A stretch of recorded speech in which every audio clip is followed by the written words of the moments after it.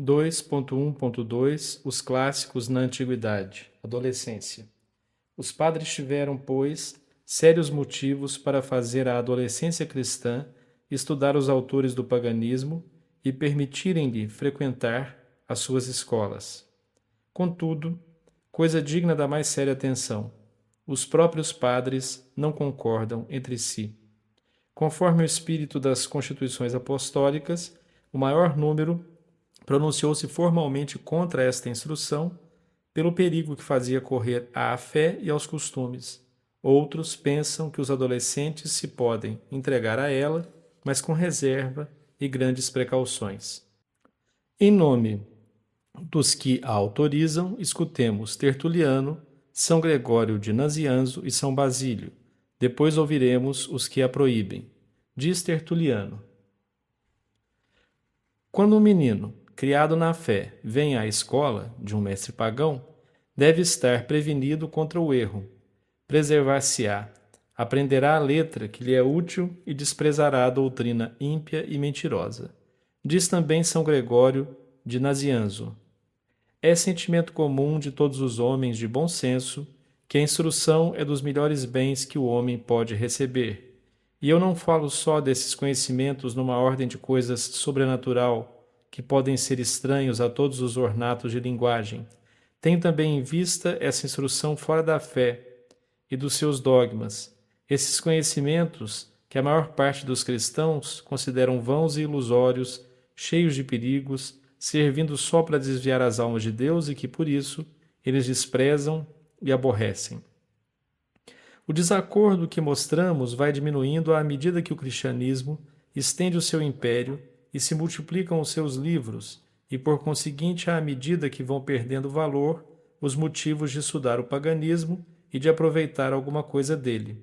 Assim, nós vemos o próprio São Gregório de Nazianzo, que se mostrara tão favorável ao estudo das letras pagãs, modificar a sua opinião e, no fim da vida, escrever essas palavras a um amigo seu, Adamâncio, que lhe pedia livros de literatura.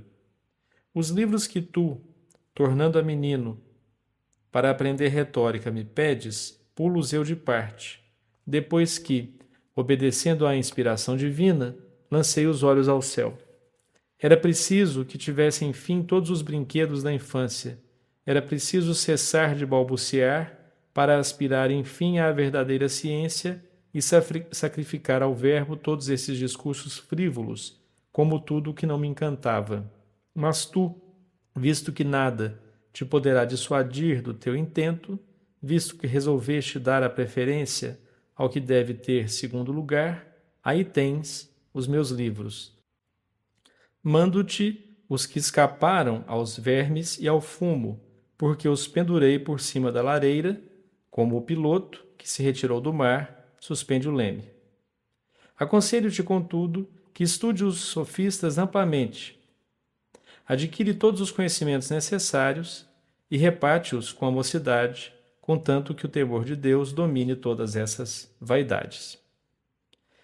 Mas eis do mesmo padre coisa mais grave. No elogio de Santo Atanásio, Gregório, levado de uma justa admiração pelo generoso defensor da fé, louva-o sem restrição por ter abandonado cedo a cultura das letras e ciências humanas. Diz: foi educado nos bons costumes e iniciado nas letras e ciências, mas, logo que soube bastante para não parecer inteiramente inculto e ignorante nesta ordem de coisas, dedicou-se todo à meditação dos livros sagrados. Que diferença entre essa linguagem do santo doutor e a de algumas passagens das suas cartas? O seu amigo Basílio sofreu a mesma influência. Depois do batismo, pesa-lhe o tempo que gastou em estudos literários e filosóficos. Eu despertei como de profundo sono, e apenas o Evangelho me iluminou, conheci a vaidade da sabedoria humana, depois que me entretenho com Moisés e Elias, escreve ele a Libânios, e que recebo da sua língua bárbara as lições que devo transmitir a meus irmãos, esqueci completamente o que em vossas escolas aprendi. Pela influência de tais homens na Igreja, pode-se julgar da disposição geral dos espíritos antes do fim do século IV. Começado o século V, estabeleceu-se o acordo sobre esta grande questão. Tinha-se, enfim, visto os perigos do ensino profano e o bom fundamento da repugnância da maior parte dos cristãos, como diz São Gregório. Compreendia-se que se não podia esperar o triunfo completo do cristianismo sobre a idolatria e a depravação dos costumes gregos e romanos, enquanto a mocidade das escolas alimentasse a sua imaginação e tomasse a regra dos seus juízos ao estudo das obras da antiguidade. Nova moral, novas leis, um novo mundo, enfim, não podiam sair senão pela educação de uma nova literatura. Diz um filósofo moderno: como era possível aliar o cristianismo com a herança dos antigos povos, as velhas tradições, a lembrança das grandes ações e dos grandes homens que tinham passado, tudo atraía os espíritos num sentido e o cristianismo, com as suas promessas, num outro. Deus suscitou 3 grandes atletas, os santos Crisóstomo, Jerônimo e Agostinho, para fecharem os debates, acabando com a escola pagã e abrindo uma nova era. Todos os 3 atacam o paganismo clássico exatamente pelos pontos que o têm feito tão estimado desde a Renascença: inútil como filosofia, vão como literatura, perigoso como moral. Exclama o primeiro: que mal nos virá se ignorarmos as belas letras, isto é, a literatura profana? Não é só entre nós, que nos rimos desta vã sabedoria, que às letras se não dá apreço. Filósofos, que não nos pertencem, não fazem caso disso. O que não impediu que adquirissem uma justa celebridade. Quão dignos de censura não seríamos nós, pois, se iluminados pela fé, fizéssemos tanto caso de um talento desprezado por aqueles que só se nutrem de vento? Os apóstolos e outros que não estudaram essa literatura converteram o mundo, enquanto dos filósofos nenhum chegou ainda a converter um tirano. Depois de expor todos os perigos deste estudo, acrescenta: não seria uma crueldade lançar no meio de tantos inimigos pobres crianças, incapazes de se defenderem de si próprias? O segundo parece ter escrito o seu admirável tratado de doutrina cristiana para fazer com que os jovens cristãos odiassem o paganismo clássico. Com efeito, diz M. Lalande, no meio dos excelentes conselhos que o santo doutor dá sobre a eloquência, admira sua reserva em não citar nenhum escritor profano. Em vez de aconselhar, como ainda fazem os nossos retóricos, as obras de Cícero e Demóstenes, passa-as inteiramente em silêncio e acrescenta: não nos faltam escritores eclesiásticos, independentemente daqueles que o Espírito Santo inspirou, de cujas obras um homem capaz saberá tirar, sem esforço, modelos de eloquência, e só terá de se exercer em escrever e ditar e em falar finalmente como a piedade lhe inspirar. Quanto a São Jerônimo, foi, como se sabe, o Orígenes de seu tempo, o sábio em que, de algum modo, se resumia toda a ciência eclesiástica dos tempos passados. Tivera excelentes estudos com mestres pagãos e já era muito instruído quando se dedicou ao serviço da religião. Na força da idade e no meio dos mais sérios trabalhos literários, escreveu ao Papa Dámaso, a propósito de um versículo da parábola do filho pródigo, onde se diz que este jovem desejava, para matar a fome, as cascas que se deitavam aos porcos. Pode-se entender, pelo sustento dos porcos, a poesia, a falsa filosofia do mundo, a vã eloquência dos oradores. A sua agradável cadência e harmonia, afagando o ouvido, apoderam-se do espírito e encantam o coração, mas, depois de se terem lido com aplicação as obras desse gênero, sente-se só uma espécie de atordoamento. E não nos iludamos, dizendo que não cremos nas fábulas de que vêm cheios esses livros. Esta razão não nos justifica, porque sempre escandalizamos os outros que julgam crermos nós no que lemos. Resumindo esta discussão sobre os primeiros séculos, diremos com o sábio autor já citado: depois dessa grande e miraculosa revolução operada por homens, tais que se pode dizer infima mundi elegit Deus ut confundat fortia, o cristianismo apresenta-se na pessoa dos seus propagadores com todo o prestígio que o paganismo admirava nas letras e ciências. Era o vencedor que se revestia das armas de seu inimigo vencido. Precisou delas um instante para defesa e ataque, serviu-se delas e exortou os seus a manejarem-nas. Mas em breve, sentindo que era a armadura estranha, que lhe ia mal e o feria, despiu-a peça por peça, não fazendo mais caso dela. Em presença do colosso da barbárie, entrou na liça, com seus trajes mais simples, com a cruz por única arma, como o jovem pastor que ia, com uma funda, derribar um gigante. Ambos tinham posto a sua confiança em Deus. A partir do século VI até o meio do século XV, geralmente falando, não se faz uso, ou só de modo muito secundário, dos autores pagãos na educação da mocidade. Ao entrarmos no século V, encontramos diante de nós três grandes homens, discípulos do século IV, herdeiros de toda a sua ciência filosófica e literária, dignos de fecharem essa brilhante legião de inteligências escolhidas que tanto tinham ilustrado a Igreja. Nós os vimos dar, de algum modo, à posteridade o sinal dessa grande deserção dos templos literários da Grécia, do pórtico, da Academia de Atenas e do Museu, assim como de Corinto e Pafos, e, com mão animosa, precipitarem o mundo, em noite momentânea, para lhe fazer perder de vista os falsos clarões que o enganavam. A providência favorecia a sua ação com os grandes acontecimentos que então se deram. O Império Romano, com seus monumentos, as suas artes, a sua literatura, caía aos golpes dos bárbaros.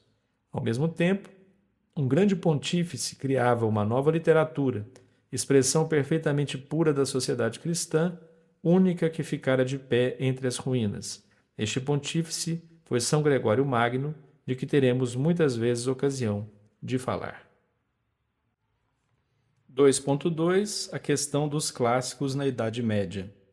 Acabamos de ver qual foi o sistema de instrução literário seguido pelos cristãos durante a primeira época, isto é, durante os 5 primeiros séculos da Igreja. Vamos estudá-lo na segunda época, que compreende toda a Idade Média.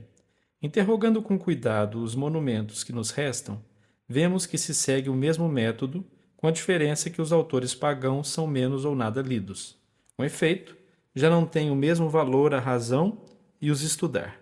O paganismo greco-romano é vencido nos seus tiranos e nos seus filósofos, nas ideias e nos fatos. Desapareceu o motivo cristão de ler os seus autores e ainda não se inventou o pretexto mundano de os estudar. Sem hora do campo de batalha, a Igreja pode cumprir com toda a sua plenitude a grande missão que lhe foi dada de renovar a face da terra. Ao redor dela se apinham os robustos filhos do norte, vencedores semi-selvagens do mundo antigo. É preciso polir este duro granito, civilizar estes feros sicambros. Este é o único cuidado e esta será a sua glória. Sicambros se refere a uma tribo germânica descrita por Júlio César, segundo a nota 55, a leste do delta do Reno, na região atual da fronteira entre Alemanha e Países Baixos, mas seu uso aqui é poético. A nota continua, mas com dados secundários.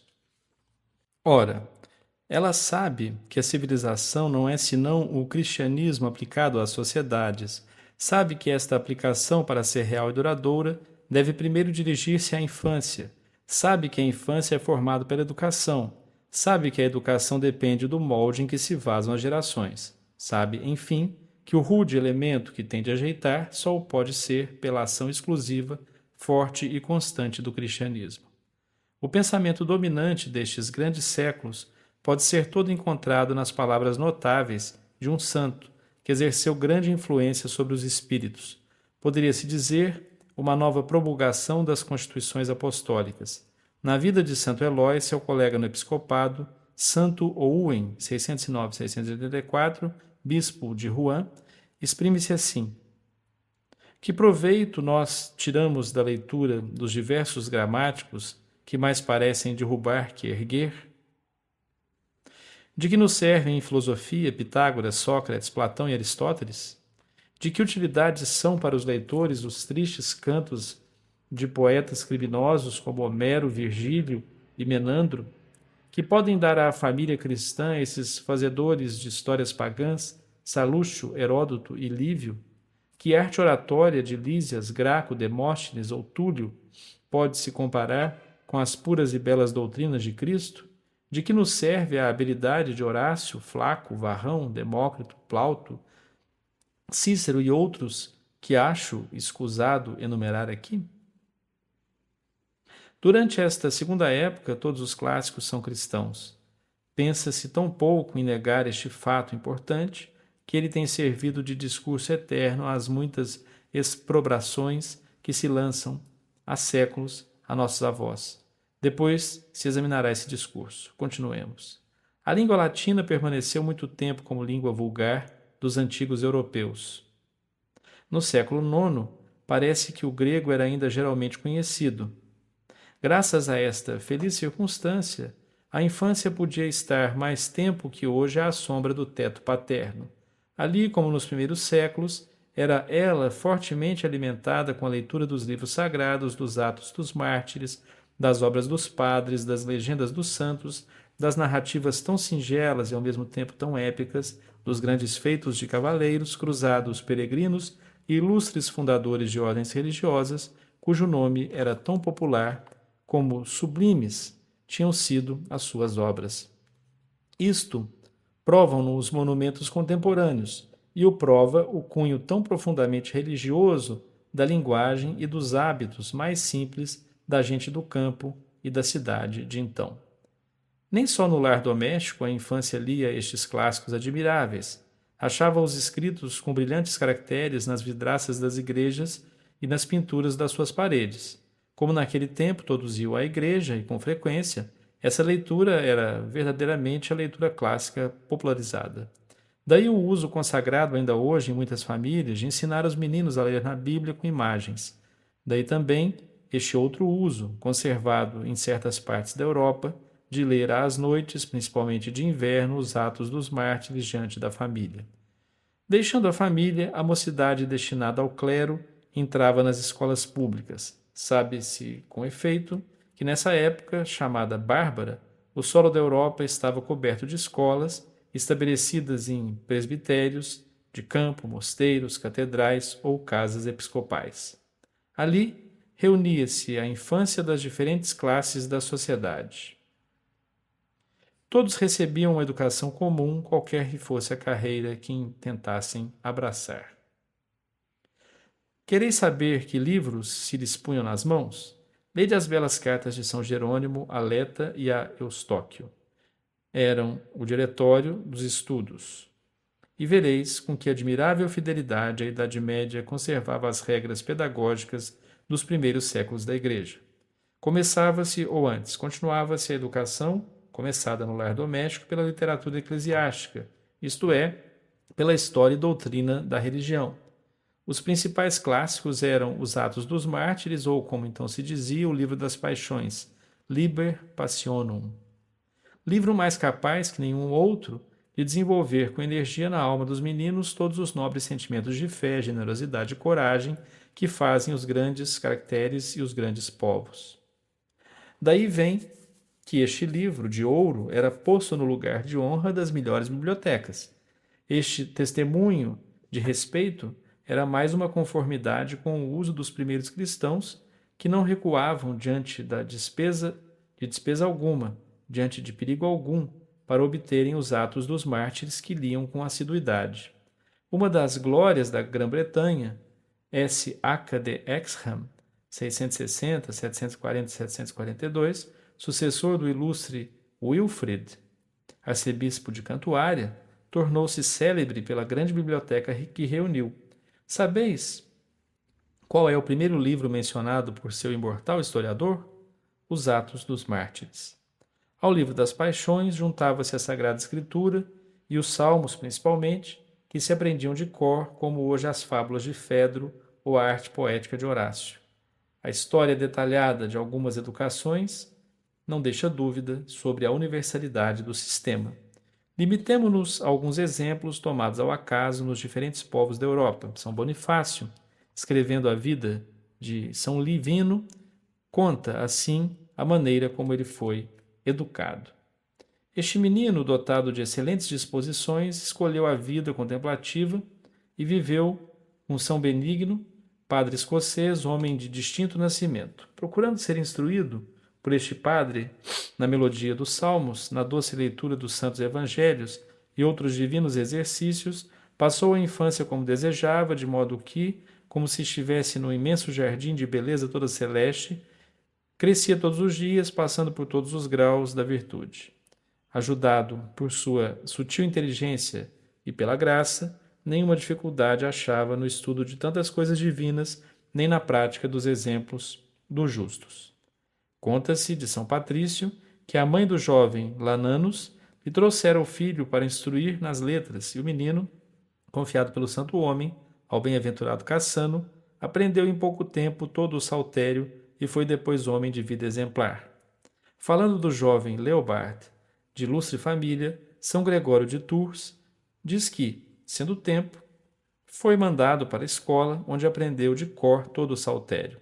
O mesmo se diz de São Nizier, bispo de Lyon, que prestou o mesmo serviço a outros meninos. No estudo dos livros sagrados, tinha essa prudência recomendada por São Jerônimo Aleta. Penetrada de respeito pela infância, a Igreja afastava dela, até nos livros sagrados, tudo o que pudesse lhe intimidar a inocência ou lhe fatigar a imaginação, e as obras dos padres serviam ao mesmo tempo de modelos de eloquência e comentários dos livros sagrados. Aqui, ainda a mesma marcha dos primeiros séculos da Igreja. Os tratados das ciências e artes explicavam-se depois, mas, segundo o grande princípio de ordem e de luz, que a religião é no mundo o que é o sol no firmamento, o centro em volta do qual tudo gravita, as ciências e artes eram estudadas, não como fim, mas como meio, não de bem-estar, mas de aperfeiçoamento espiritual e temporal e de utilidade para a religião. Assim, vemos que, nas sábias escolas de Inglaterra, fundadas pelo ilustre Teodoro, a geometria, a astronomia e as matemáticas em geral eram ensinadas debaixo do ponto de vista religioso com tal rigor que se chamavam geometria, astronomia e matemáticas eclesiásticas. O mesmo se dava com a pintura, a escultura, a arquitetura e a poesia, porque todas foram inventadas para a glória de seu autor. Ensinavam-se também as línguas estrangeiras, ou para se aproveitarem os tesouros de ciências religiosas dos diferentes povos, ou para se poder pregar o Evangelho no Oriente e no Ocidente, e por este duplo motivo eram elas objeto de particular cuidado. Muitos as falavam como a sua língua materna. A história consignou este fato, que o rei Gontran foi recebido em Orleans por uma multidão de jovens que cantavam os seus louvores, uns em siríaco, outros em latim e outros em hebraico. O latim falava-se principalmente em Roma, no palácio de São Gregório Magno, com admirável perfeição. Depois veremos o Concílio de Vienne, 1311-1312, ordenar a ereção de cadeiras de todas as línguas orientais nas diferentes universidades da Europa. Nada digo das ciências morais e principalmente da filosofia, porque é evidente que eram olhadas todas como servas da teologia. Assim lhes chama São Tomás de Aquino, cujas obras, como as dos doutores da Idade Média, são a magnífica prova desta magnífica definição. Eis aqui, enfim, o programa dos estudos nesse século chamado os Bárbaros, traçado por Marciano Sepela, retórico africano do século V, e vindo da mais remota antiguidade. Este programa permaneceu invariável durante 12 séculos. Ele cita: aos 10 anos começavam os estudos, em regra. Dividiam-se em 2 períodos de 5 anos cada um. Durante o primeiro, percorria-se o trivium, que compreendia a gramática, a dialética e a retórica. Por muito tempo, estes estudos não foram depreciados por se chamarem modestamente de triviais. À gramática pertencia o estudo das línguas. Cultivam-se por toda a França todas as línguas sábias, sem se excetuarem as línguas orientais. A dialética precedia sabiamente a retórica, que não era então o que depois se tornou, uma arte de dizer ideias, que só mais tarde se terão. Segundo a aptidão e os progressos dos discípulos, ao trivium sucedia o quadrivium, que os incitava na aritmética, na geometria, na astronomia e na música. Todos estes elementos dispersos se uniam sinteticamente. Segundo os antigos, a educação do homem, como a formação do mundo, reduzia-se a 2 coisas, a palavra e o número, e a 2 grandes fins, eloquência e sabedoria. 3 caminhos levavam à eloquência: a arte de falar corretamente, de pensar retamente e de dizer bem. ou a palavra elaborada pela gramática, afiada pela dialética, expressa e embelezada pela retórica, o verbo na sua pureza, na sua força e na sua beleza. Tal era a eloquência. Era preciso um caminho mais longo e mais árduo para chegar à sabedoria ou à ciência, coisas idênticas. Tudo, porém, se resumia ao número, mas havia o número transformando-se em combinações infinitas. A aritmética, representada pela unidade, havia o número abstrato, absoluto e imutável na extensão ideal, ou a geometria, que tinha por emblema o binário. Havia o número movendo-se através dos espaços criados e arrebatando os corpos celestes. A astronomia, que tinha por símbolo uma esfera. Enfim, às 7 cordas da lira faltava ainda uma. Quando, pois, todos estes acentos ressonavam juntos, a harmonia despertava na alma, a música aparecia, como esses conceitos que Pitágoras ouvia nos mundos longínquos e no fundo da sua alma. Era esse o complemento do homem, a consumação da sabedoria. Assim se formava essa escala de desenvolvimento humano, cujos sinais eram a palavra e a sabedoria, e cujos degraus eram essas artes liberais que constituíam o homem elevado ao seu verdadeiro valor, o sábio eloquente.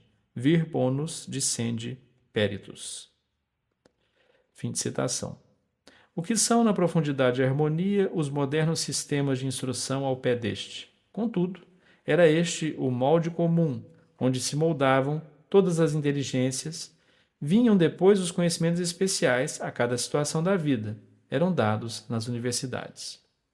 Enfim, até a literatura pagã, segundo as regras de prudência dos padres da Igreja, era estudada na idade conveniente, para que os despojos do Egito servissem para o ornamento do santuário. Assim, por um lado, só a adolescência e nunca a infância tocava nesse vaso de belo exterior mais cheio de veneno. Por outro lado, a adolescência e os próprios mestres só o tocavam com grandes precauções. Se, em algum lugar, se deixava de seguir essas regras, cuja muita prudência é atestada pelos males que hoje sofremos, logo as reclamações e os gritos de alarme se faziam ouvir. Era advertido o sumo pontífice, a grande sentinela de Israel. Tudo tornava a entrar na ordem e a Europa continuava a procurar o belo na mesma fonte que lhe dava o verdadeiro, o bom e o justo.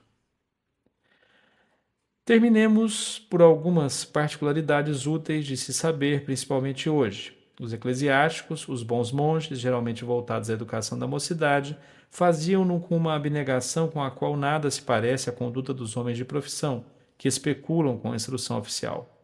Abnegação em instruírem-se. A vida do eclesiástico ou religioso destinado ao ensino era vida de estudos. Nenhum cuidado da existência, nenhuma preocupação das necessidades da vida lhe vinha ao pensamento. Toda a sua vida era rezar e instruir-se, para santificar e instruir seus irmãos. Os santos cânones, as regras dos mosteiros, ordenavam como um dever de consciência. À falta de outras provas, só isto bastaria para demonstrar a superioridade do seu ensino. Abnegação em conservarem a inocência de seus discípulos. Aqui ainda, que diferença entre a conduta dos religiosos de então e a dos professores de agora. Hoje, toda educação é abandonada à influência dos professores. Outrora, os mestres não saíam do lado dos seus discípulos dia e noite. Não sei de coisa mais tocante e instrutiva que as prescrições seguintes dos concílios de Tours e Toledo. Os religiosos e clérigos, a quem se confiar a educação da mocidade, cuidarão em pôr juntos os jovens de 15 anos para cima numa sala comum, onde dormirão sob a vigilância constante do seu diretor ou do mestre. Durante a noite haverá uma leitura, a fim de que as mesmas precauções tomadas para a pureza de seu corpo sirvam também para iluminar as suas almas. Fim de citação. Abnegação em aliviarem as suas necessidades. Hoje, não se pode entrar nos estabelecimentos de instrução senão a peso de dinheiro. Nos séculos bárbaros, entre aspas, da Idade Média, a ciência nada custava. Era dada, e esses monges tão ávidos ainda davam às crianças pobres livros de sustento corporal para que pudessem continuar os seus estudos. Saindo das escolas estabelecidas nos presbitérios, nos mosteiros, nas catedrais, nas residências dos bispos, a mocidade ia para as universidades. Nesses grandes centros de luzes com que a religião dotara a Europa antiga, O espírito da instrução era o mesmo que no lar doméstico e nas escolas elementares, homens e livros, tudo lá era cristão. Só Aristóteles teve, por assim dizer, o direito de livre prática e obteve o privilégio de uma grande popularidade. Mas nem este filósofo era posto em mãos de crianças, nem era estudado pelo fundo das suas ideias ou pela forma de seu estilo, era-o unicamente pelo seu método dialético. O interesse da religião inspirava os nossos pais e ninguém deixará de reconhecer que foram bem inspirados. Talvez que com isso vos escandalize, mas confesso-vos que a dialética me deve particular afeição. Pelo mal que dela disseram os heréticos e inovadores, e que não foi pouco, e pelos grandes serviços que ela prestou ao espírito humano e à verdade.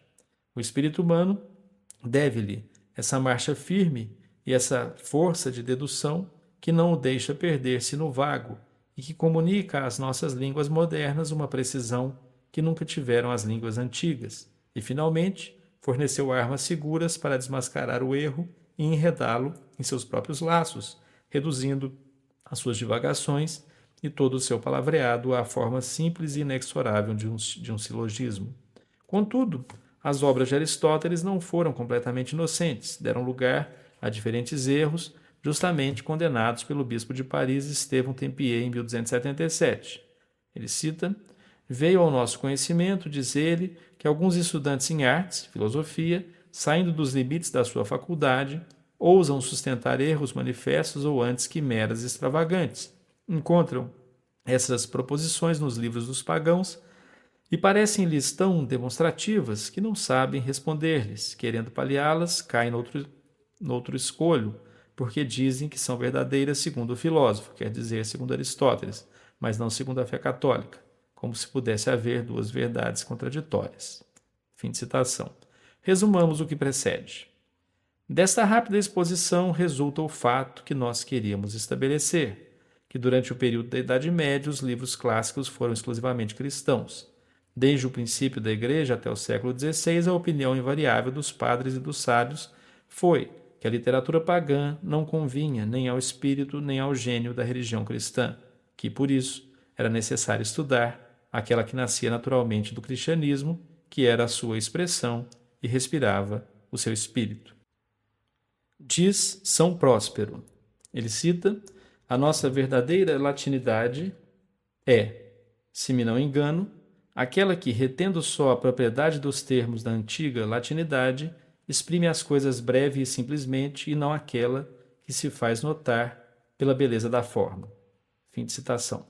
A glória eterna de São Gregório Magno é ter fixado com seus escritos essa língua latina cristã, cujos fundamentos tinham sido lançados pelos padres. Língua tão admirável de lucidez, riqueza, simplicidade, unção, elegância, e tão diferente da língua latina pagã como o dia é diferente da noite ou o cristianismo do paganismo. O ilustre pontífice não parou aqui. Unindo seus esforços ao de São Isidoro de Sevilha, fez com que a mocidade só aprendesse o latim nos autores cristãos, e para a prova basta essa simples observação: nós, na idade madura, conservamos sempre mais ou menos o estilo, os pensamentos, a elocução dos autores que estudamos na infância. O vaso retém muito tempo o cheiro do primeiro líquido que conteve. Quo semel est imbuta recens servabit odorem testa diu. Daí vem que São Jerônimo e Santo Agostinho, conquanto condenassem ambos energicamente os clássicos pagãos, deixam ver no seu estilo alguma coisa das expressões e da maneira dos autores pagãos com que se tinham familiarizado na infância. Pelo contrário, desde São Gregório até São Bernardino de Siena, São Antônio de Florença e São Lourenço Justiniano, escritores do século XV, célebres tanto por sua eloquência como pela gravidade das suas obras, nenhum autor cristão apresenta nos seus escritos coisa que se pareça com o estilo ou com a elegância dos autores profanos. É a prova mais evidente de que todos tinham na infância aprendido latim, não nos autores profanos, mas nos cristãos. Daí vinha esse gosto, esse amor ardente pela Sagrada Escritura e pelos antigos padres, que eles conservavam toda a vida, e que se acha não só nos eclesiásticos, mas até nos leigos e nas mulheres.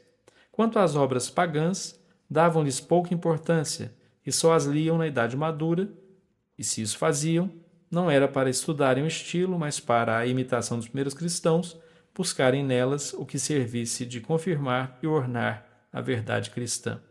Tal foi a economia dos estudos desde o princípio da Igreja até o fim do século XV. Por consequência, a filosofia, a literatura, as ciências, animadas do mesmo espírito que a teologia, caminhavam juntas na mesma estrada da verdade cristã, e a prossecução de seu desenvolvimento era realizada por meios exclusivamente cristãos.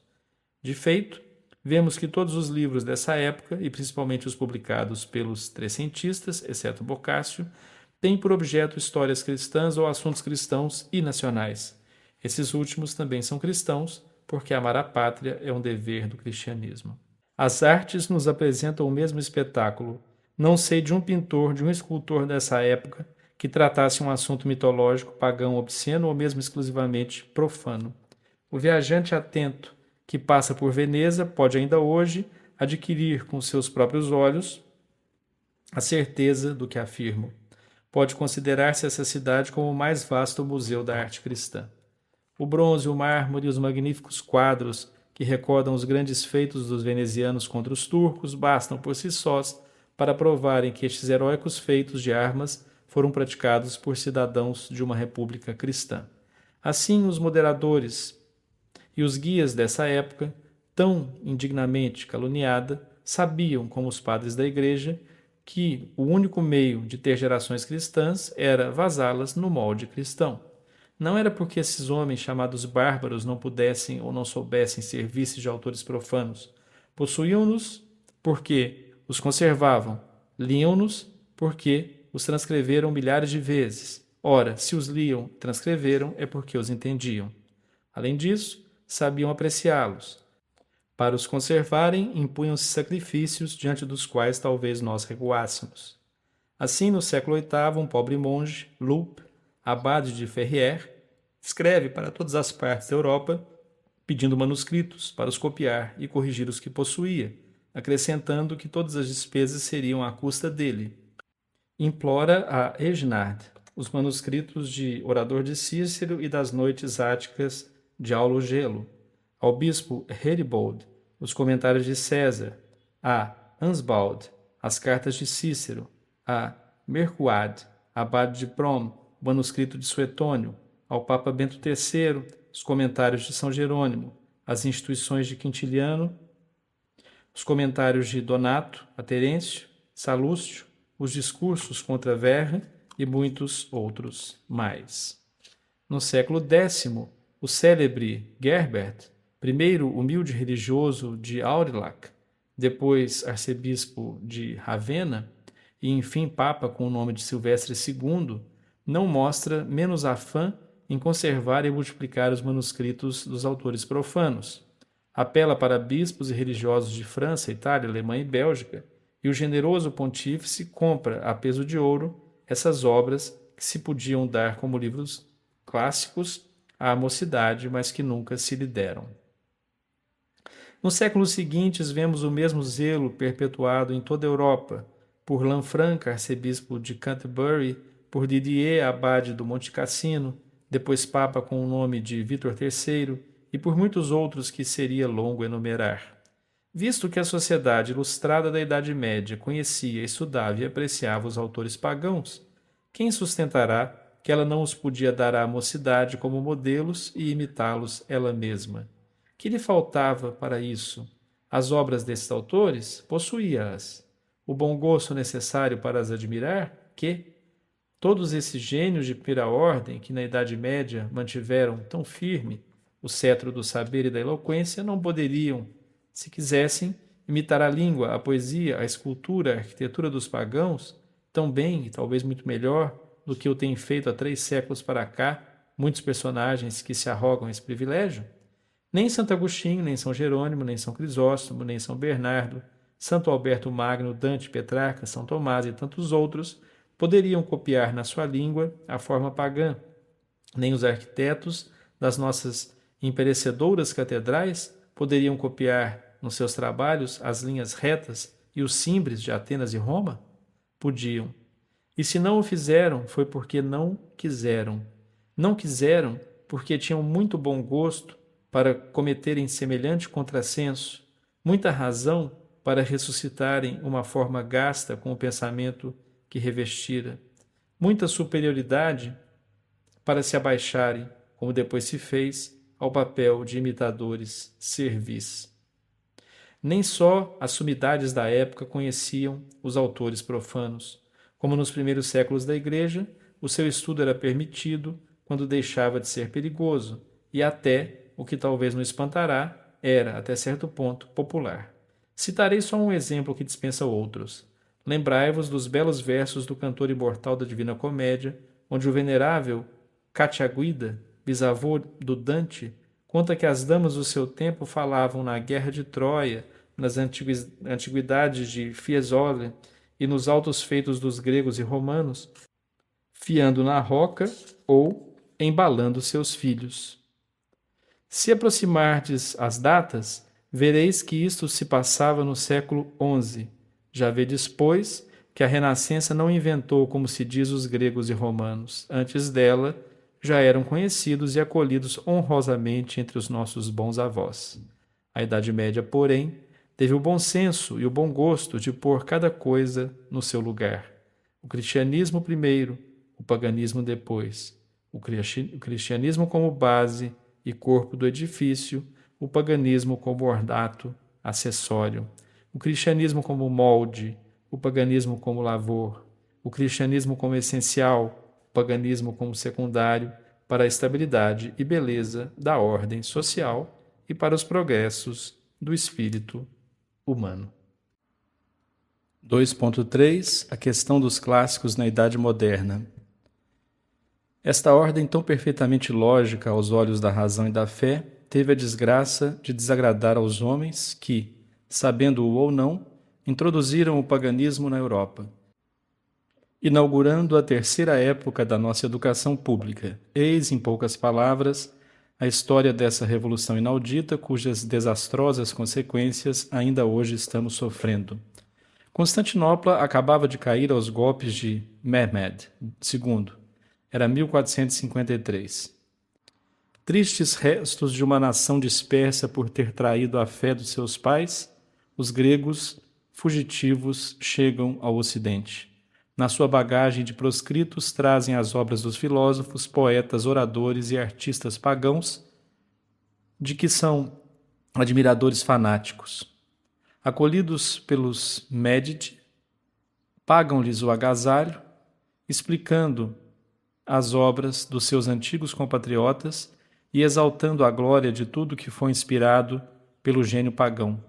Ao ouvi-los, dir-se-ia que a Europa, até ali, nada conhecera de eloquência, filosofia, literatura, poesia e belas artes. Bárbaro, instrui-te, não procures modelos nem inspirações nos teus pretendidos grandes homens, nos teus anais, na tua religião. Só a Roma pagã e a Grécia pagã, principalmente, te podem oferecer em todos os gêneros obras-primas dignas de tua meditação. Elas tiveram o monopólio do gênio, do saber e da eloquência. Lá existiram homens que tu deves imitar, mas que nunca igualarás porque puseram as colunas de Hércules da inteligência humana. Fecha aspas. Assim disseram em todos os tons os novos mestres. Surdamente minada pelo espírito de revolta, triste fruto do grande cisma do Ocidente, a Europa presta atentos ouvidos a essas palavras, vê nelas uma censura, uma injúria para o catolicismo, e com todo o ardor de um rancor comprimido, aproveita a ocasião de lhe quebrar a autoridade literária enquanto não chega o momento de romper abertamente com ele, quebrando-lhe a autoridade religiosa. Um imenso eco responde à voz sedutora dos novos doutores.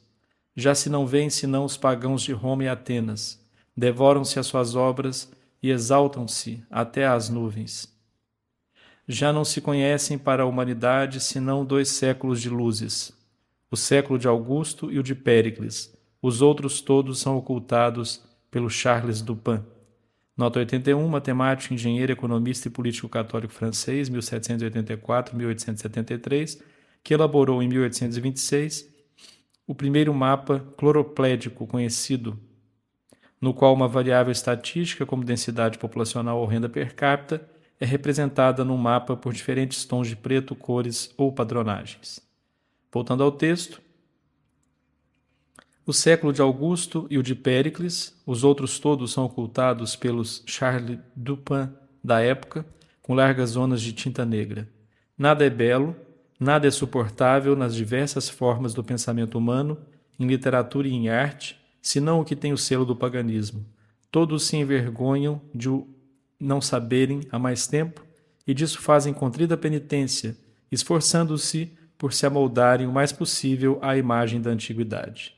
Tanto para poupar à infância um grande trabalho, como para assegurar o sucesso desta feliz renascença, prepara-se logo um modelo perfeitamente pagão para nele se moldarem as gerações. Para longe os atos dos mártires, as escrituras, os padres da igreja, a história dos deuses do Olimpo, as fábulas de Fedro e Isopo, Quinto Curso, Ovídio, Virgílio, Homero, Xenofonte, Demóstenes, Cícero, essas sim é que serão doravante os modelos exclusivos dos jovens cristãos, dos filhos de mártires e cavaleiros. Assim diz um grave protestante de nossos dias. Cita: será a admiração do futuro saber-se que uma sociedade que se dizia cristã dedicou os 7 ou 8 mais belos anos da mocidade de seus filhos ao estudo exclusivo dos pagãos. De Gasparian é o autor. Fim de citação. E, contudo, é um fato, porque é certo que na época de que estamos falando, houve uma quebra completa da cadeia tradicional do ensino, um desvio exorbitante na marcha do espírito humano, numa palavra, uma mudança radical na educação da mocidade. Há outro livro ainda mais clássico, mais popular que as obras impressas ou manuscritas. Falo da arte em geral. Exclusivamente consagrada à religião, ela explicava aos olhos dos sábios e dos ignorantes os atos dos mártires, os fatos da Escritura e as histórias dos santos. As páginas tão variadas, tão inteligíveis deste novo livro achavam-se em toda parte, nas igrejas e até no lar da mais humilde cabana. Tal era o segundo livro clássico, o segundo molde cristão das jovens gerações. Ora, o que se tinha feito na literatura tratou-se logo de o fazer também nas artes. Ao tipo cristão sucede um tipo perfeitamente pagão, fora com todas as glórias artísticas dos templos da fé, fora com os magníficos monumentos da arquitetura, de pintura, de ourivesaria de que está cheia a Europa, os templos mutilados da Grécia e da Itália, as estátuas, os vasos, os fragmentos de colunas, os arcos de triunfo, os edifícios arruinados do paganismo, os afrescos de seus palácios, de suas vilas, das suas termas, eis o tipo exclusivo do belo, eis os verdadeiros livros clássicos para pintores, escultores, arquitetos, desenhadores e ourives. Aqui, como na literatura, o entusiasmo chegou ao delírio. Tornou-se uma epidemia que graçou em toda a Europa. Não há dúvida de que, para o dirigir, a própria Roma, na pessoa dos papas da Casa dos Médici, se pôs à testa do movimento. A Renascença gozou de grande favor na capital do mundo cristão. Além do culto ardente das letras pagãs e das honrarias concedidas aos artistas da nova escola, tudo o que se ligava à antiguidade pagã atraía a atenção. O achado de um vaso ou de uma estátua era um acontecimento. Acabais de ver como se quebrou o molde em que a Europa se vazara durante 15 séculos e de onde saíra tão heróica, tão forte, tão grande em tudo, numa palavra tão cristã. Agora vos lembro a vossa primeira objeção e pergunto-vos: parece-vos ainda muito absoluto? A mudança de molde foi menos completa do que eu afirmei? Recordai-vos e comparai. Durante as 2 primeiras épocas, os clássicos são exclusivamente cristãos. Durante a terceira época, são exclusivamente pagãos. Durante as 2 primeiras épocas, os clássicos propriamente ditos são os Atos dos Mártires, a Sagrada Escritura, os Padres da Igreja. É secundário, e só na adolescência o estudo das obras pagãs. Durante a terceira época, os livros clássicos propriamente ditos são os historiadores dos deuses do paganismo, as fábulas do paganismo, os livros dos grandes homens do paganismo. São estudados principal e exclusivamente e desde os primeiros anos. Durante as 2 primeiras épocas, a infância permanece longo tempo no seio da família, onde é nutrida do puro leite das verdades cristãs. Só passa às escolas para um alimento mais substancial, mas não menos cristão. Durante a terceira época, a infância deixa muito cedo o lar doméstico, onde já recebe um sustento meio cristão, meio pagão, Entra depois nas escolas públicas, onde o sustento é todo pagão. Durante as 2 primeiras épocas, só se estudam os pagãos com um fim religioso e não como modelos de sentir, pensar e falar. Durante a terceira época, só se estudam os pagãos como modelos da perfeição na arte de pensar, sentir e falar. Pode ser mais completa a mudança de sistema, de forma, de molde? Terceira parte, o retorno do paganismo pela educação. 3.1, Testemunho dos homens. Não vos confessais vencidos e acrescentais: admitindo a mudança completa que mostrastes, acho que atribuís a uma simples forma uma influência exagerada. Ora, a renascença não é, em última análise, senão uma nova forma dada ao pensamento. Fecha aspas. Não discutirei convosco sobre se a renascença foi uma simples forma ou alguma coisa mais do que isso. O fato incontestável de que parte é que a renascença foi a introdução do paganismo na educação. Ora, eu sustento que, se nisto há apenas uma simples forma, a forma arrasta o fundo e que não exagero a influência que lhe atribuo. Para apoiar a minha asserção, tem 2 espécies de testemunhas, os homens e os fatos. Os homens. Acusando-me de exagerar a desastrosa influência do paganismo na educação, sabeis quem acusais? Acusais homens de indiscutível autoridade, homens colocados pela sua probidade acima de toda suspeita e pela sua posição em estado de testificarem, melhor que ninguém, os fatos que observaram, que palparam com as mãos, que viram com os olhos e de que foram vítimas muitos deles. Nomeei os padres da Igreja, os guias mais ilustrados das nações, os príncipes da virtude e do gênio.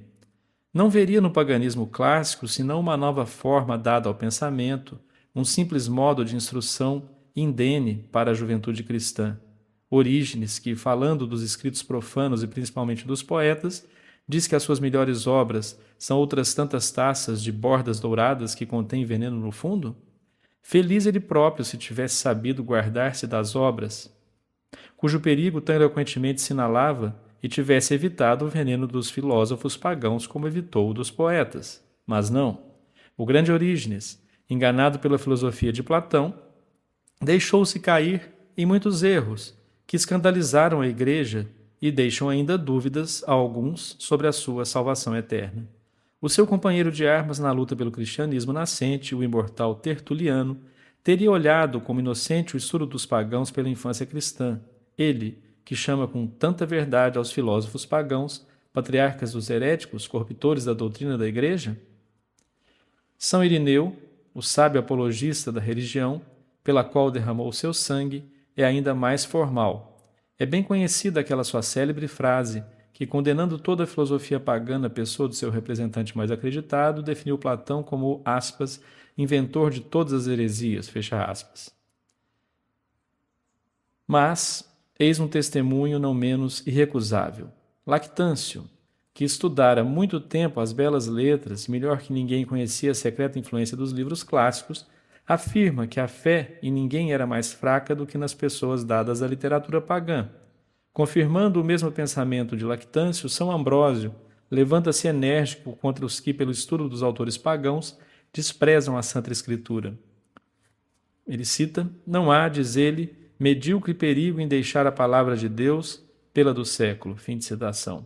Se tal era o perigo para os homens de idade madura, qual não seria ele, aos olhos desse grande doutor, para meninos cuja alma tenra e sem defesa recebe todas as impressões com uma facilidade igual à fidelidade com que as conserva? E também São João Crisóstomo, que se exprime assim. Ele cita: não quero que se deem aos meninos, para as suas primeiras lições, as fábulas da mitologia. Começai por imprimir-lhes na alma os princípios da verdadeira sabedoria. Nunca ganhareis tanto em ensinar-lhes as ciências profanas, que os levarão à fortuna, como em lhes ensinardes a ciência que fizer com que eles a desprezem. Fim de citação. Algumas famílias que se desviaram dessas regras, felizmente respeitadas pelo maior número, são assim advertidas pelo santo doutor. Aspas. A primeira idade, dizeis vós, é a da ignorância. Assim é.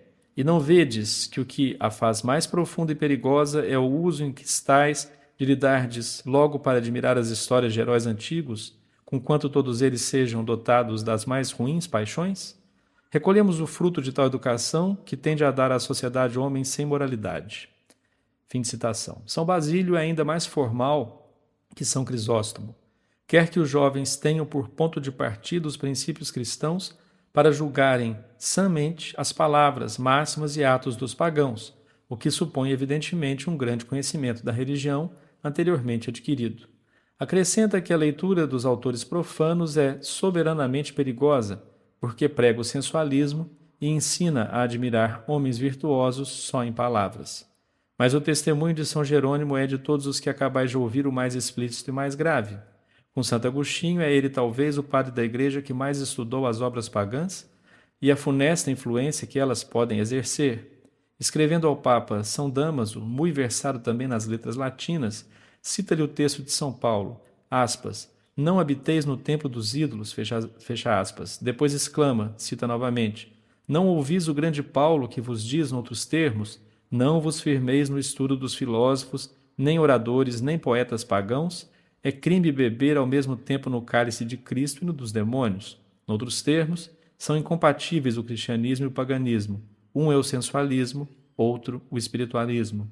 Eu mesmo, diz ele noutra parte, quis fazer essa perigosa experiência, e amargos foram os frutos que dela colhi. Havia anos que eu tinha deixado a casa paterna, privando-me da sociedade dos meus pais, minha irmã e meus amigos, e, o que é mais difícil, tinha renunciado ao uso dos alimentos delicados, tudo com vistas de ganhar o céu. Tencionando ir a Jerusalém para combater nos combates do Senhor, não podia passar sem a biblioteca que em Roma compusera, com extremo cuidado, trabalho infinito. Assim, desgraçado de mim, deixava tudo, jejuava para ler Cícero. Depois de frequentes vigílias e abundantes lágrimas por minha culpa passadas, pegava em Plauto. Se às vezes, tornando a mim, tentava ler os profetas, horrorizava-me o seu estilo inculto. E como os meus olhos enfermos não viam a luz, julgava que a falta era do sol. Entanto que eu era assim, o joguete da antiga serpente, fui de repente levado em espírito ao tribunal do soberano juiz. Tal era o resplendor da luz que brilhava na sua pessoa e na dos anjos que o rodeavam, que fiquei prostrado, sem ousar erguer os olhos. Interrogado sobre a minha condição, respondi que era cristão. Mentes, replicou o juiz, tu és ciceroniano e não cristão, porque onde tens o teu tesouro, tens o teu coração. A estas palavras calei-me, e o juiz mandou-me açoitar, e os açoites que eu recebia me eram menos cruéis que os remorsos que rasgavam a minha consciência. Lembrei-me desta palavra do profeta, quem vos poderá louvar no inferno? Contudo, comecei a exclamar e a dizer, soluçando, Senhor, tende piedade de mim. Enfim, os que ladeavam o tribunal lançaram-se aos pés do juiz e pediram-lhe compaixão para a minha mocidade e tempo para fazer penitência, dizendo-lhe que eu me emendaria. Eu também, nessa extremidade, fazia ainda maiores promessas. Jurei, invocando o nome de Deus, que queria ser tido como apóstata, se me acontecesse algum dia guardar livros pagãos. Pronunciado este juramento, soltaram-me e eu vim a mim. Com grande espanto dos circunstantes, tinha os olhos tão cheios de lágrimas que todos se convenceram da violência da dor que sofrera. Não foi sono ou vão sonho, como os que nos iludem às vezes. Tomo por testemunhas aquele tribunal ante o qual estive, e a formidável sentença que me gelou de medo. Por isso nunca mais quererei expor-me a tal questão, em que fiquei com as costas mortificadas pelos açoites que por muito tempo me doeram, e depois da qual estudei as Escrituras com o fervor com que estudara os livros pagãos. Fim de citação. O santo doutor foi fiel ao juramento. Não só deixou de ler autores pagãos, mas até receava citar passagens deles que lhe vinham à memória. Aos que lhe diziam, como se diz hoje, que sem esses livros não se pode falar nem escrever bem, respondia: o que vós admirais, desprezo-o eu, porque tenho gozado da loucura de Jesus Cristo, e a loucura de Jesus Cristo é mais sábia que toda a sabedoria humana. Ouçamos agora Santo Agostinho. Nenhum padre da Igreja foi tão perseverante em combater o deplorável uso dos clássicos pagãos como este admirável doutor, cujo coração, tão belo como seu gênio, queria preservar a infância de um perigo que a ele próprio perdera. Começa por indicar o motivo pelo qual seus pais lhe faziam estudar os autores pagãos. É exatamente o mesmo que se apresenta hoje. Escreveu: Diziam-me: ali é que se aprende a bela linguagem, ali é que se estuda a eloquência tão necessária para expormos vitoriosamente o nosso pensamento. Ora, ele mostra por um exemplo não só a frivolidade, mas ainda o perigo de tal motivo. Pois nós não conheceríamos as palavras chuva de ouro, regaço, disfarce, se Terêncio nos não falasse de um devasso tomando Júpiter para modelo de uma infâmia? Não, não é lendo essa torpeza que nós aprendemos tais palavras, mas com essas palavras aprenderemos a cometer com despejo esta torpeza. Depois, indignado, exclama: maldita sejas, torrente do costume! Quem obstará aos teus estragos? Quando secarás tu?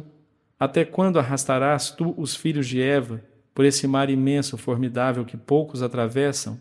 Não é a bela ciência da fábula que nos mostra um Júpiter tonante e adúltero?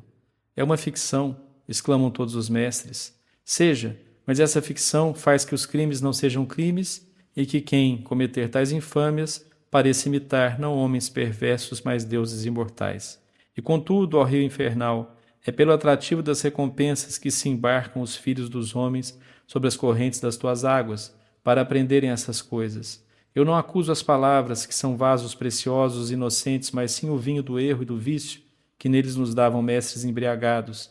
E se nós não bebêssemos, éramos açoitados, sem podermos apelar para um juiz sóbrio. E como eu aprendi essas coisas com prazer, diziam que eu dava grandes esperanças. O próprio Virgílio, o mais casto de todos os poetas latinos, fez feridas na sua alma. Eu aprendi, ao estudá-lo, bastantes palavras úteis, que também teria aprendido lendo coisas menos vãs. Mas também aprendi as aventuras de não sei que Enéas e esqueci os meus próprios erros. Aprendi a chorar por Dido, que se matara por ter amado demasiado. E eu não tinha uma lágrima para mim, que achava a morte nessas leituras. Que deplorável endurecimento! Se me queriam privar dessa leitura, eu chorava por não ter nada que chorar, e a uma tal demência é que se chama belas letras.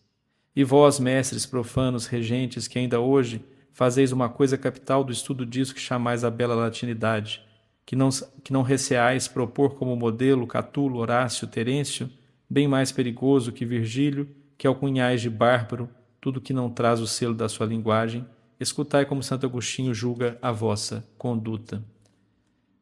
Faziam-me olhar como coisa capital, o que me obrigava a aplicar-me com esperança de recompensas ou com receio de castigos, ou aprender as palavras cheias de dor e cólera de Juno, que não podia impedir Enéas de chegar à Itália.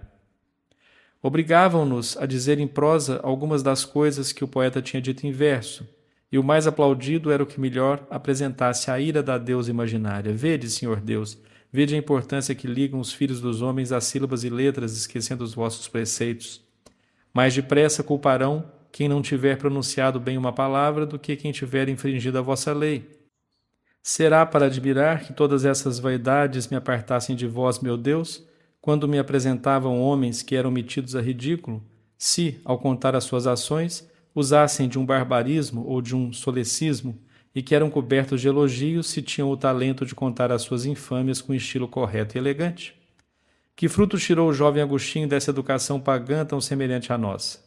Os que devia tirar, e se tirarão sempre, o predomínio do sensualismo, o enfraquecimento do espiritualismo, noutros termos, a imoralidade antecipada e o aborrecimento das coisas de Deus. Quando tive mais idade, diz ele mesmo, quis ler as Escrituras, mas não era capaz de penetrar-lhe o sentido. O meu orgulho recusava aceitar as suas lições. O estilo, a ideia, tudo me parecia indigno de comparar-se à majestade de Cícero.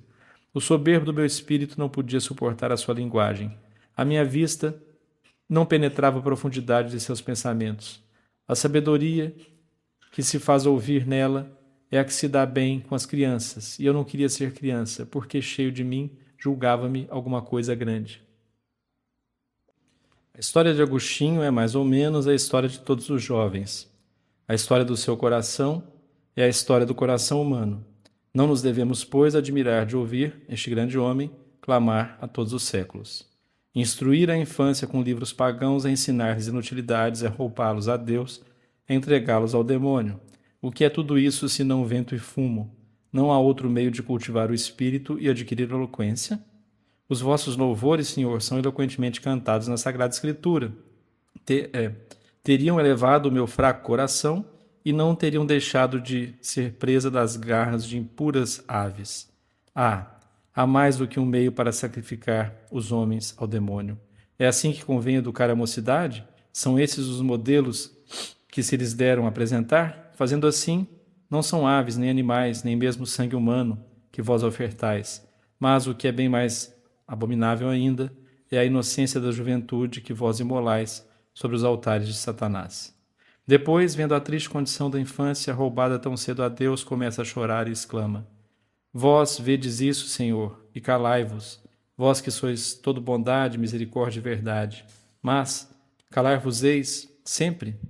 Não retirareis do abismo almas feitas para vós e sedentas do vosso amor? Acrescentaremos que um dos maiores pesares deste grande santo foi ter ele mesmo ensinado a retórica pelo método pagão, corrompendo e materializando o espírito dos seus discípulos. Para evitar repetições, não voltarei a autoridades de Idade Média. Vimos que nesta época era lei geral a proscrição dos clássicos pagãos. Citarei só a carta de São Gregório Magno ao bispo Didier. Esquecendo a proibição feita pelo imortal pontífice a todos os bispos de ensinarem aos jovens a literatura pagã, Didier tinha infringido essa ordem que justamente se julgava importantíssima. Sabendo-o, Gregório lhe escreveu: Soubemos, e não sem corarmos, que vossa fraternidade ensina a gramática a alguém. Isso excitou em nossa alma tal dor e desgosto que as boas novas que de vós recebêramos se mudaram em gemidos, porque os louvores de Júpiter não podem encontrar-se na mesma boca com os de Jesus Cristo. Considerai que monstruoso crime achar em bispos o que nem a um leigo religioso convém. Ora, conquanto o nosso caríssimo filho, o padre Cândido, viesse aqui depois que tivemos a notícia e negasse o fato, desculpando-vos até, nós estamos ainda inquietos.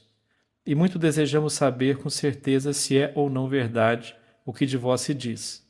Se nos for demonstrado que não perdeis o tempo em coisas tão repreensíveis, daremos graças a Deus por não ter permitido que o vosso coração se corrompesse com os louvores blasfemos de homens indignos. Nesta carta tão severa é o ensino dos autores pagãos, como é indicado pelos padres da Igreja, que é condenado? Não, porque ele é aprovado pelo mesmo São Gregório noutra parte e era praticado, como vimos, nas escolas da Idade Média.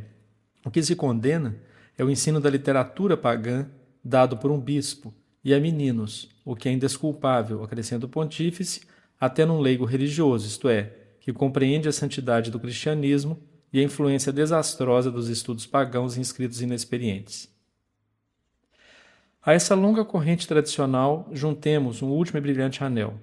Pelos meados do século XVI, quando o paganismo ressuscitado na educação invadia a Europa, um desses homens superiores, como sempre os houve na ilustre Companhia de Jesus, o padre Antônio Possevino, 1533-1611, receoso do porvir, fazia ouvir essas enérgicas palavras. Um antigo disse: a educação não é pouco, é tudo. É o homem, a sociedade, a religião. E ele disse isso num livro em que revela às nações o segredo da sua grandeza e a sua ruína. E assim é, pois que nós vemos que os judeus, ainda que habitando no meio de Roma, ainda que dispersos, cumprindo as profecias e ameaças de Nosso Senhor contra Jerusalém, ainda que tendo sempre à vista os arcos triunfais de Tito e Vespasiano, monumentos da sua ruína, ainda que convencidos da abolição da sua lei, não se convertem. Por quê? Porque receberam na infância o leite do erro. O mesmo nós vemos nos turcos, tártaros e heréticos, que obstinados permanecem todos em suas crenças insustentáveis. Por quê? Porque a educação lhes infiltrou os erros dos pais. Qual pensais, pois, que seja a causa formidável que precipita hoje os homens no abismo do sensualismo e da impiedade? É que desde a infância tudo se lhes ensinou menos a religião. É que nos colégios, viveiros dos estados, tudo leram e estudaram, menos os autores cristãos. Se lá se fala de religião, é misturada com o ensino impuro do paganismo, verdadeira perda da alma. De que serve lançar um grande tonel, um copo de vinho puro, delicioso, se lá se lançar também torrentes de vinho estragado ao vinagre? Noutros termos, que significa um pouco de catecismo por semana, com o ensino cotidiano das impurezas e impiedades pagãs. Contudo, É isso que se faz hoje em toda a Europa. Quereis salvar a vossa república? Depressa com o machado na raiz do mal. Bani das vossas escolas os autores pagãos que, sob o vão pretexto de ensinarem a vossos filhos a bela língua latina, lhes ensinam a língua do inferno. Vede-os, apenas saídos da infância, seguem o estudo da medicina, do direito ou o comércio e breve, esquecem o pouco latim que aprenderam, mas o que eles não esquecem são os fatos, as máximas impuras que leram nos autores profanos.